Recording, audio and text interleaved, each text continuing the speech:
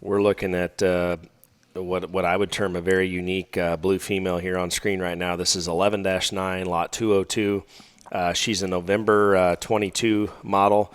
She's an Anthem Crickets in-game Dirty Secret. And if you followed along for the Built the Brand sale this summer, we sold a pair of black-headed in-game littermate sows, 25-9 and 25-10.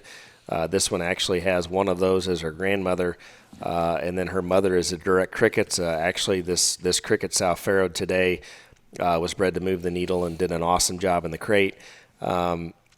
This one is she's different looking. I'm not going to tell you that she's for everybody, but this one has some very, very different pieces. I think what I've learned in the selling business relative to these sales that we have, the general public, the buying public, they want to buy the outliers, the elite pieces, the different ones. Ordinary typically doesn't sell real good, and this one is anything but ordinary. She's always been an outlier. And hopefully you'll see some value here in this very short, very stout, very heavy structured 11-litter gilt.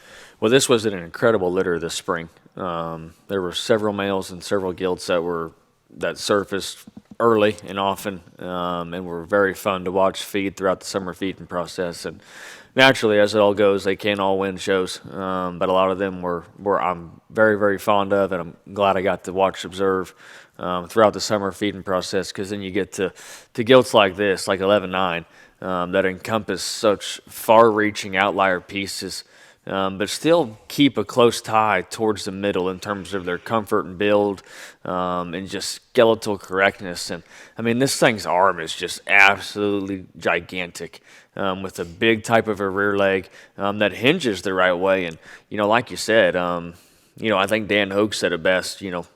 Maybe it was 200 years ago.